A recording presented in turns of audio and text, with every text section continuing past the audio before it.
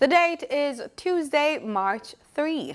This is the news on PBCJ. I am Simone Absalom. In light of concerns from cruise ship industry as to Jamaica's requirements for admission to the island's ports, the Ministry of Health and Wellness is advising that interim guidelines have been drafted and circulated to the Port Authority of Jamaica and relevant agencies. The news release followed a report published by Cruise Law News that Jamaica and the Cayman Islands had informed two Carnival cruise ships that they are prohibited from calling on ports in both countries over concerns with COVID-19. In a release Monday, the Health and Wellness Ministry said that according to the guidelines, any passenger or crew who have traveled within the last 14 days to any country for which a landing restriction is in place will not be allowed to disembark. The decision to grant these privileges to other passengers or crew will be dependent on a review of ill persons on the board. As such, the following information must be presented and assessment and decision-making made. 1. A copy of the medical logs since the start of the voyage. 2.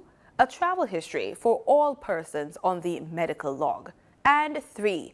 A temperature log of all persons, including the last 24 hours prior to arrival, traveling from the countries with travel restrictions within the past 14 days. Health Minister Dr. Christopher Tufton had also addressed the issue of cruise ships and the disembarkation of passengers at a press conference last week. It is not that we are against the cruise industry. We recognize its importance. But we also have an obligation to protect the health and safety of our citizens in the first instance. We have written to the Port Authority, which manages or helps to manage the cruise line industry. I have had discussions clearly with my cabinet colleagues, including the Prime Minister, and highlighting the circumstances. Health Minister Dr. Christopher Tufton says there is an adequate supply of drugs in the country to treat respiratory illnesses as it races for the possible arrival of the coronavirus, popularly known as COVID-19. During a recent national broadcast, Dr. Tufton said the Ministry of Health is now responding to the need to fill existing gaps, including the respect of additional supplies and equipment. In addition, he said healthcare providers have been given appropriate training. The health minister announced that a COVID-19 coordinating task force will be appointed this week. He stressed that the success of the national effort depends on the extent to which stakeholders from the private and public sectors, and indeed every individual who calls Jamaica home, understand that they each have a role to play to preserve the public health. And Dr. Tufton outlined a number of safety precautions that everybody should practice.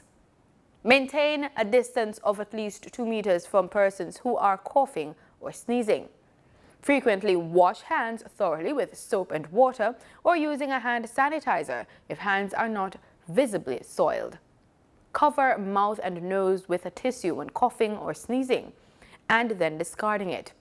Avoid touching your face unnecessarily. Colonel Charles Jr. is crediting hard work for his runaway victory in Monday's Clarendon Southeastern Parliamentary by-election. The standard bearer for the ruling Jamaica Labour Party, Charles Jr., polled 6,845 votes, while his opponent, Derek Lambert, gathered 738 votes.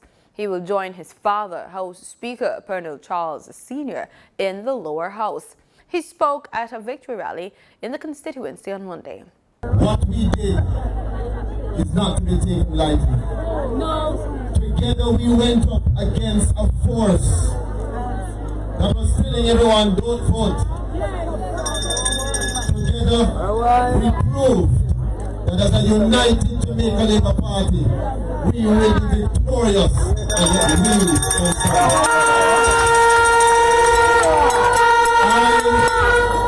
I said to you, when I spoke to you individually, when I spoke to you in the communities, that I am committed to being the best that I can be. Charles Jr. earned the right to replace Rudyard Ruddy Spencer as the Member of Parliament for the constituency. The Supreme Court on Monday rejected the application for leave for judicial review of the criminal charges against former Education Minister Reid and President of the Caribbean Maritime University Professor Pinnock. The defense team wanted to challenge the decision of the Financial Investigations Division, FID, and the Counter-Terrorism and Organized Crime Investigations Branch, CTOC, to charge Mr. Reid and Professor Pinnock in the Ministry of Education CMU affair. The team contended that the FID was not empowered by law to bring the charges against them. Meanwhile, the court also refused an application by their attorney for leave to appeal its decision. However, lead attorney Hugh Wildman says he will be filing a notice of appeal before the appeal court on Tuesday. Prime Minister Andrew Holness says that his administration will continue to be hard on corruption. He was responding to questions by journalists from the Gleaner at a recent session. The government has always accepted that there have been issues which have raised concerns about corruption. And it is not something that the government can deny. And in fact, it is in the government's interest to accept these criticisms and to work harder to correct them. What I believe that the public has seen and would generally agree is that the government has not sought to cover up, hide, or sweep under the carpet any of these issues. We have confronted them and we have addressed them. I think that if you were to compare how this government has addressed the issues of corruption, because this government is not more corrupt than any other government. If you were to look at the Contractor General's reports on the previous government, there would be far more issues that were raised for which there was no action taken. In this administration, persons have been held to account and action has been taken. We have taken administrative action where we can. The investigative process has been strengthened, and many of these issues and allegations are currently being investigated. I think that we have placed the resources with the investigative agencies to be able to carry out their investigations and ultimately prosecution. Mr. Holness also tackled the issue of non-disclosure agreements for board members of public entities. This was one detail that came to light during the Auditor General's report on the Caribbean Maritime University. We have been very clear that those agreements should not stand.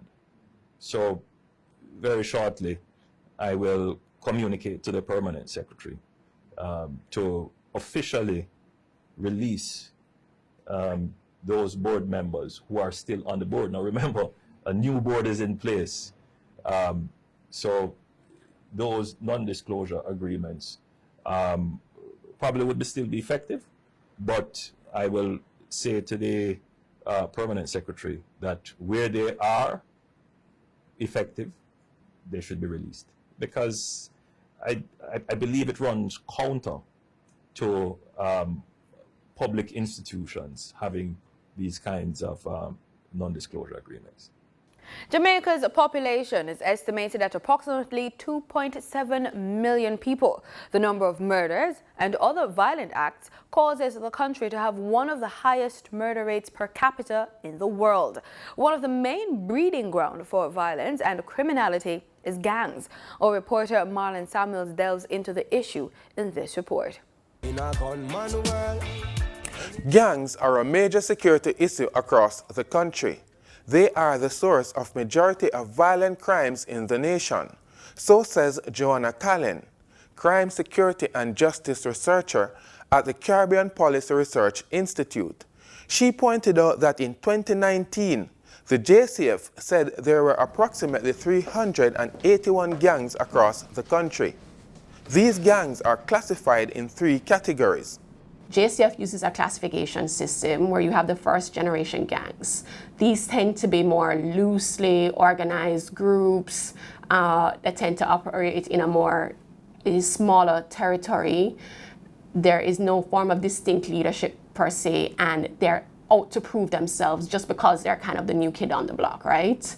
And then you have the second generation gangs, where these gangs have been around a bit longer, and so there's a more cohesive unification of the group, and there's a more distinct leadership, hierarchy, there's some structure in place, and they tend to be more goal-oriented in what they're doing.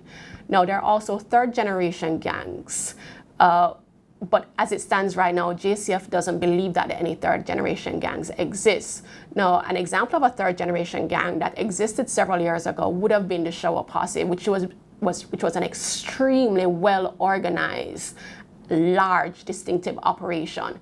At one point, the Klansman was also that kind of third generation gang, but because of the intra-gang warfare that took place within the gangsman between the Tesha Miller faction and the Andre Blackman faction, we've kind of seen it disintegrate, so it's not as cohesive as it once was or well organized. Ms. Callen underscored the point that violent crimes by gangs can be a real problem in Kingston and other parts of the country. They represent a common and significant threat to many communities. Especially where there is an indiscriminate level of violence that doesn't, as I mentioned, it doesn't just target the gangsters themselves. It spreads across to innocent bystanders who may not necessarily be involved in gang-related activities. But just because a community member, somebody comes from a specific community, then they'll end up being targeted. If it is that issue or the issue of gangs is not addressed in a manner where it curtails their inclination towards indiscriminate acts of violence, then it literally means that at any given time, anybody is going to be a victim in our society. The researcher also pointed out that Jamaica is ranked the second most homicidal country in Latin America and Caribbean region. Ms. Callen says violence affects the country's GDP in several ways. The sheer cost that it takes for the hospitals when they're dealing with these injuries is a burden to the healthcare system. One treatment for a single person can run as high as in the hundreds of thousands. It means that once we have so many incidences of violence coming in to our accident and emergency or ERs in the hospitals, it means that the staff is going to be more pressured to deal with so many cases. It means that the medicine, the blood, the equipment, it all costs money to deal with this. Then there's the possible loss of work, which translates into loss of productivity. If these people aren't able to work because of the severity of their injuries, then it is a loss of productivity, which contributes to our GDP. And the main victims in the homicide rate in Jamaica are males between 15 and 35 years old. We're wiping out an entire group of potential earners. If somebody is incapable, if they're the primary breadwinner for their family, and especially if they're an innocent victim in the spate of violence, you're going to find where if this person is a breadwinner, then it affects the contribution of the household, to the economy. Then again, you also have the cost that the government has because we have such a high violence rate and crime rate. The government now has to expend an enormous amount of resources to address the issue. And these are resources that could have gone into other sectors to otherwise boost and assist productivity in the country. In January 2018, due to rampant violence and murders, the government of Jamaica declared states of emergency, SOE, and zones of special operations, ZOZOs, for several parishes including the Kingston metropolitan area and the parish of St. James. The research conducted by the Caribbean Policy Research Institute, CAPRI, guns out the splintering of Jamaica's gangs, will be launched at the Terra Nova Hotel in Kingston on Wednesday, March 4, 2020. Reporting for the news on PBCJ, I am Marlon Samuels. Today is Peace Day, and the Violence Prevention Alliance, in collaboration with its partners, will today observe a series of activities in recognition of Peace Day, which is being held under the theme, Peace is the Way for a Better Day. In collaboration with the Ministry of Education, Youth and Information and Peace and Love in Society, the VPA will engage students in Peace Day activities across the island. The highlight event will be the announcement of the winners of the Trees for Peace competition for 2019 during an awards ceremony to be held at Maryland All-Age School in Hanover. Here's what some Jamaicans think about how we can achieve peace in our nation.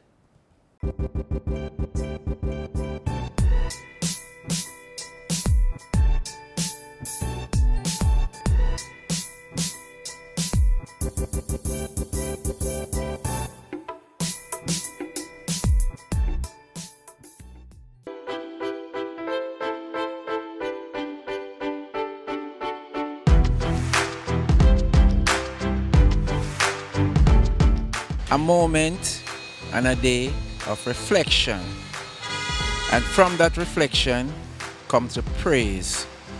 So we ask God to take us from the low to that place where His peace abides within us.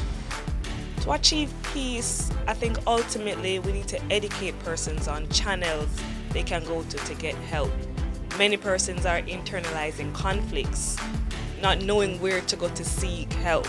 There are many different places. Ministry of Health have hotlines that people can call, and I feel like if persons are educated at these forums, then they will be able to hash out stuff that might be deep down, they don't even know they have it.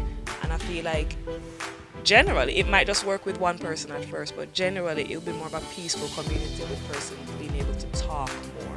Well, number one, we need the teachings of His Majesty, the Constitution of His Majesty, and the philosophy and opinions of Marcus Garvey.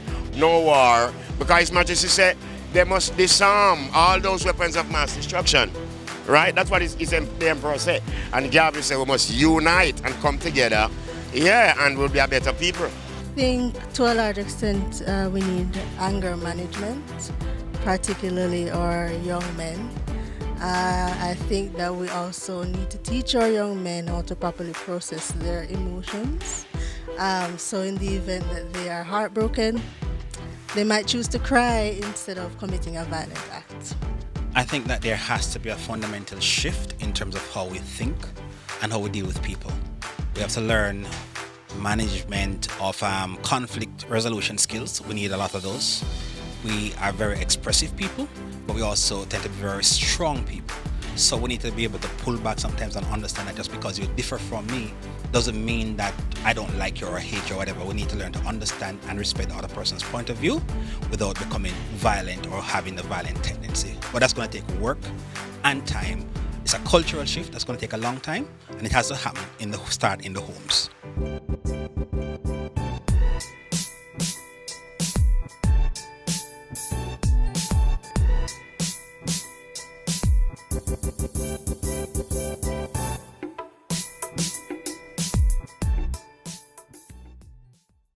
Minister without portfolio in the Ministry of National Security, Senator Matthew Samuda, says the government has taken a focused and multi-dimensional approach to tackling the scourge of illegal drugs, which threatens its borders. He told a high-level meeting at Vienna, Austria, that while he delivered Jamaica's policy statement on Monday during a meeting of the 63rd session of the United Nations Commission on Narcotic Drugs, he said the Jamaican government has set out to establish relationships with regional neighbors through maritime and law enforcement agreements. Minister Samuda told the Commission on Narcotic Drugs that Jamaica is of the view that the Commission is doing important work in its role to ensure that the international drug control architecture is robust. He said Jamaica remains committed to advancing the mandate of the Commission. The Jamaica Stock Exchange Combined Index opened the week down on Monday with advanced decline ratio of 28.44. The JSE Combined Index fell by 0.75%. The JSE Main Market Index lost 0.79%, while the Junior Market Index was down 7.10 points or 0.24%.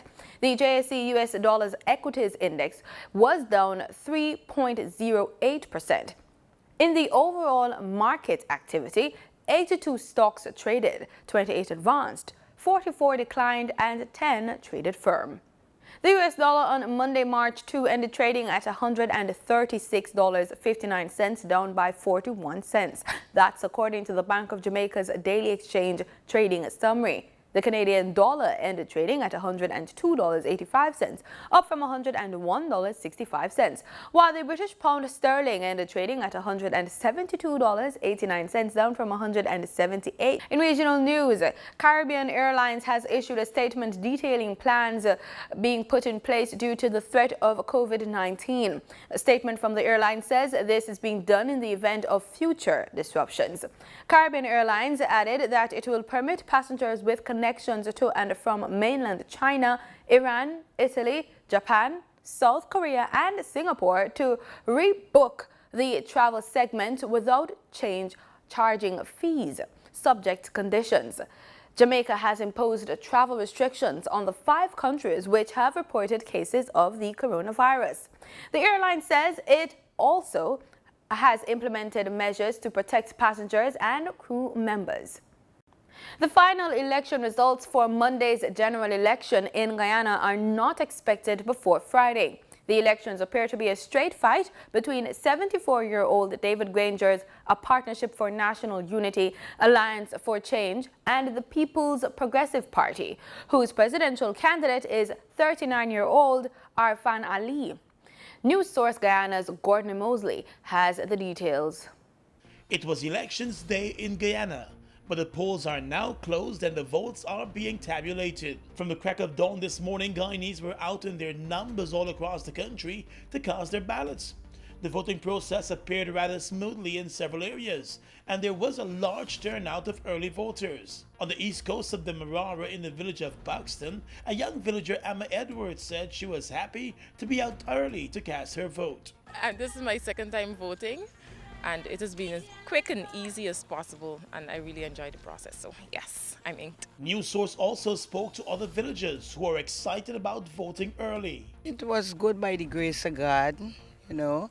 Everything was good, you know. Everything normal, everything hope to be everybody come together as one, and we can able to unite and live with love, you know, and good strength and everything. It was good. Further on the east coast, in the village of Bladenhall, residents praised the process as a smooth one with very little problems. Going, everybody can communicate.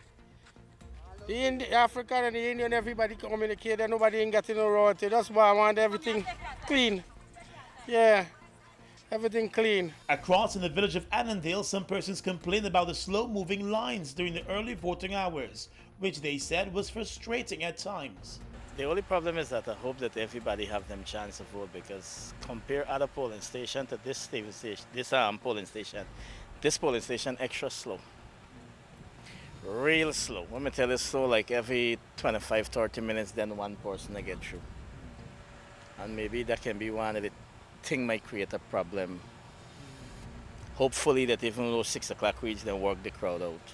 In the village of Monterepo, there were 3 polling places located not too far from each other, including a tent that was erected by the Elections Commission. Some of the residents spoke to News Source and explained their decision to be out early and voting. And the process went very cool this morning. Well, I think GCOM did whatever's been done there is being done in a nice process. We also took our cameras to the east bank of the Marara, and in a number of villages, residents were out early and in lines casting their ballot on this election day. And in Georgetown, voters were also out early in large numbers at the various polling places. As we went across the city, we saw persons voting early and getting through the process without any hassle. Many persons were helped to the polls. The city had the largest number of polling places in the country. The Pan American Health Organization wants more work to be done to improve the survival rate of children suffering from cancer in the Caribbean. PAHO said that globally, cancer is among the leading causes of death in children under age 15. However, while high-income countries, more than 8 in 10 children with cancer are able to survive the illness thanks to early diagnosis and effective treatment. PAHO said in several Caribbean countries, the 2-year overall survival rate is only about 55%. PAHO said a meeting identified priority areas of action, notably increased access to essential medicines for childhood cancer, training and continuing multidisciplinary medical education for specialists and primary care providers, improved continuity of care, including for children who live far from treatment centers to prevent abandonment of treatment, and the production and sharing of evidence for public health use, and to mobilize political and financial support. Last Friday, the Speightstown bypass road in Barbados was renamed. The road would be renamed the Kenmore Dock Husbands Highway. Sir Kenmore Husbands was the first black Speaker of the House of Assembly in that country and was hailed by Minister Jordan as an icon of Speightstown and Barbados. Minister of Labour and Social Partnership Relations Colin Jordan, who is also a Member of Parliament for St. Peter, spoke at the renaming ceremony. We celebrate a man who achieved against the odds. Growing up in the era in which he grew up and of the ethnicity that he was born into, it would not have been easy for him to achieve what he achieved. His life serves to us as an inspiration. It tells us what we can do if we are committed to a cause, if we pursue our dreams, if we take people along with us. Prime Minister Mia Amor Motley also delivered remarks at the unveiling of the sign. It is with that same commitment, sense of consciousness, and determination that our children should know where we have come from, where we are, in order to be committed to where we must go, that we have come to Speightstown to pay honor to Dock Husbands. And whether it was as a teacher, whether it was as an Assistant General Secretary of the Barbados Workers' Union as he was, or as a Speaker of the House of Assembly as he was on different occasions, or as a Minister of the Crown as he later became before his retirement, he gave service to the people of this parish and to the people of this nation. And we therefore deem it only appropriate and fitting that we should acknowledge his presence in this, one of our oldest towns.